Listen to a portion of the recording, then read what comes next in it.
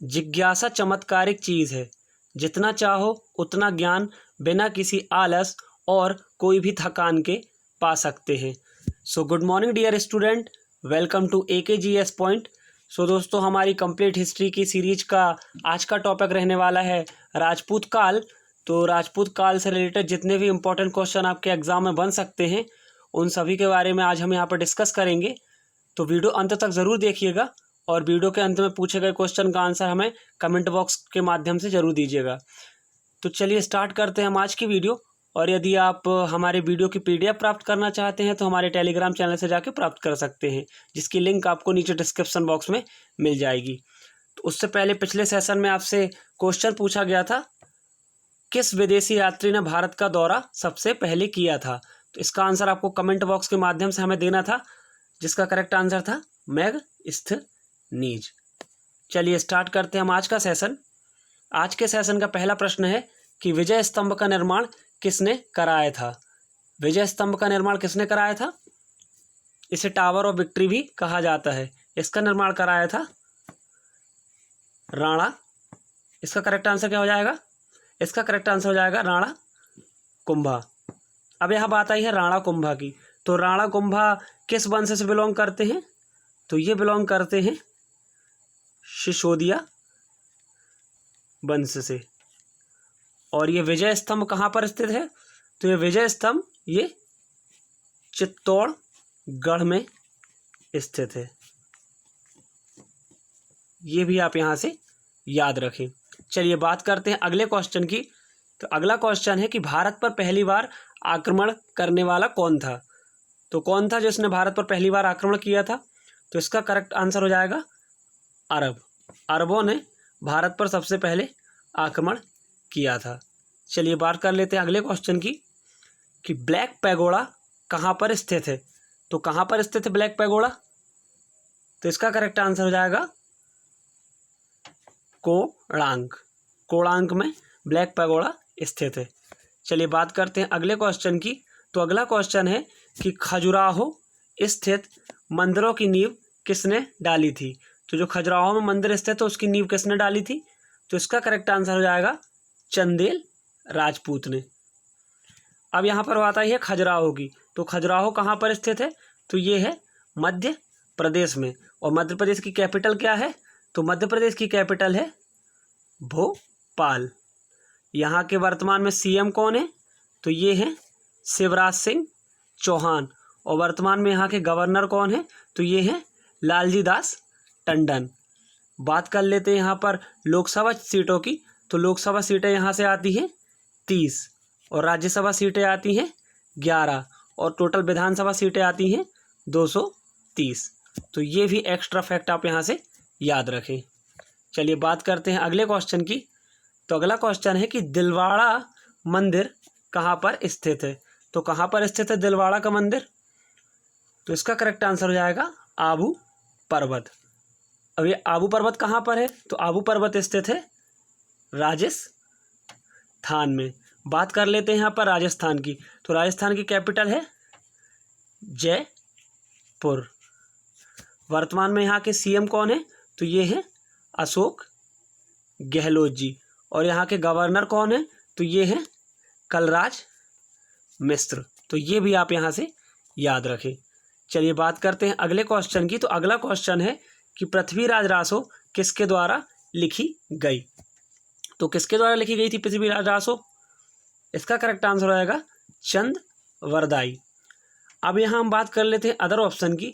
तो जैसे कि जयदेव ने कौन सी रचना की थी? तो इनकी रचना का नाम है गीत गोविंद। बात करते हैं बाणभट्ट की।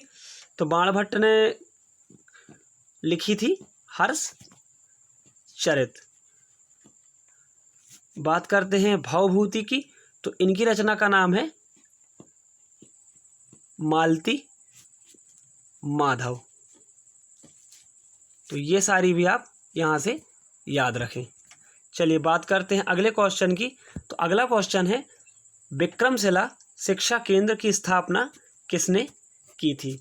तो किसने की थी? इसका करेक्ट आंसर हो जाएगा धर्मपाल ने विक्रमशिला की स्थापना की थी। अब यहाँ बात आई है धर्मपाल। तो धर्मपाल किस वंश से बिलोंग करते थे? तो ये थे पाल वंश के। और पाल वंश के संस्थापक कौन थे? तो पाल वंश की स्थापना की थी गोपाल ने। ये भी आप यहाँ से याद रखें। चलिए बात करते हैं अगले क्वेश्चन की। तो अगला क्वेश्चन है, पुरी में स्थित कोणार्क के विशाल सूर्य मंदिर के निर्माता कौन थे? तो कोणार्क में स्थित सन टेम्पल के निर्माता कौन थे? तो इसका करेक्ट आंसर क्या हो जाएगा? इसका करेक्ट आंसर हो जाएगा राजा नरसिंहदेव प्रथम। अब यहाँ पर बात आई है कोणार्क की। तो कोणार्क मंदिर कहाँ पर स्थित है? तो ये है उड़ीसा में। उड़ीसा के बारे में जान लेते हैं। तो विशाल सूर्य मंदिर उड़ीसा के कोणार्क में स्थित है, जिसे नरसिंहदेव प्रथम के द्वारा निर्मित किया गया था। अब यहाँ बात करें तो एक और जो मोढेरा का सूर्य मंदिर है वो गुजरात में स्थित है। ये भी आप यहाँ से याद रखें। यहाँ पर बात आई है उड़ीसा की। तो उड़ीसा के बारे में जान लेते हैं। उड़ीसा की राजधानी है भुवनेश्वर। वर्तमान में यहाँ के सीएम कौन है? तो ये हैं नवीन पटनायक। और यहाँ वर्तमान में राज्यपाल कौन है? तो ये हैं गणेशी लाल। ये भी आप यहाँ से याद रखें। चलिए बात करते हैं अगले क्वेश्चन की। तो अगला क्वेश्चन है, एलोरा एवं एलिफेंटा गुहा मंदिर का निर्माण किसके समय में हुआ था? तो किसके समय में हुआ था? इसका करेक्ट आंसर क्या हो जाएगा? राष्ट्रकूट। अब यहाँ पर बात आई है राष्ट्रकूट वंश की। तो राष्ट्रकूट वंश की स्थापना किसने की थी? तो राष्ट्रकूट वंश की स्थापना की थी दंती दुर्ग के द्वारा। ये भी आप यहाँ से याद रखें। चलिए बात करते हैं अगले क्वेश्चन की। तो अगला क्वेश्चन है, 2.5 दिन का झोपड़ा नामक मस्जिद शुरू में एक विद्यालय था, जिसे किसने निर्मित किया था? तो जो 2.5 दिन का झोपड़ा नामक मस्जिद वर्तमान में है वो एक पहले विद्यालय हुआ करता था। तो उस विद्यालय को किसने निर्मित किया था? तो इसका करेक्ट आंसर हो जाएगा विग्रहराज चतुर्थ के द्वारा वो विद्यालय बनवाया गया था। अब आइए आपको कुछ डिटेल बता देते हैं। तो विग्रहराज चतुर्थ के द्वारा एक विद्यालय का निर्माण कराया गया था, जिसे बाद में कुतुबुद्दीन ऐबक ने तोड़कर 2.5 दिन का झोपड़ा नामक एक मस्जिद वहाँ पर बनवाई थी। ये भी आप यहाँ से याद रखें। चलिए बात करते हैं अगले क्वेश्चन की। तो अगला क्वेश्चन है, सिसोदिया वंश का सबसे प्रतापी शासक कौन था? तो जल्दी से इसका आंसर बताएंगे। सिसोदिया वंश का सबसे प्रतापी शासक कौन था? तो ये थे महाराणा प्रताप जी। अब महाराणा प्रताप जी से रिलेटेड आप एक चीज़ याद रखें कि 1576 में महाराणा प्रताप और अकबर के बीच हल्दी घाटी का प्रसिद्ध युद्ध हुआ था। हल्दी घाटी का प्रसिद्ध युद्ध कब हुआ था? 1576 में। किस किस के बीच में?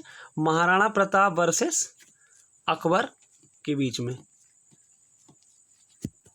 और ये महाराणा प्रताप सिसोदिया वंश के सबसे प्रतापी राजा थे। और इनके घोड़े का नाम क्या था?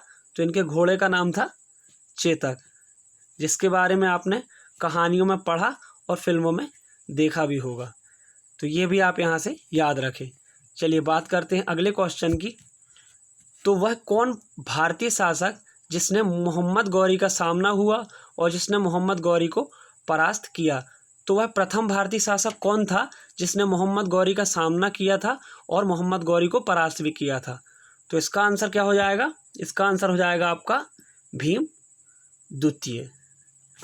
भीम द्वितीय वह प्रथम भारतीय शासक था जिसने मोहम्मद गौरी का सामना करते हुए उसे परास्त भी किया था। ये भी आप यहाँ से याद रखें।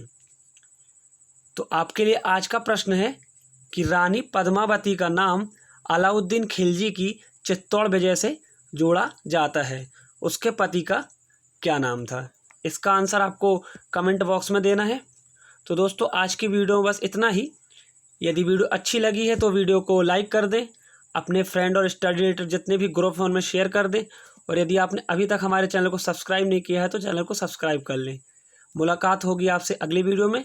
तब तक के लिए stay home, stay safe, goodbye, जय हिंद।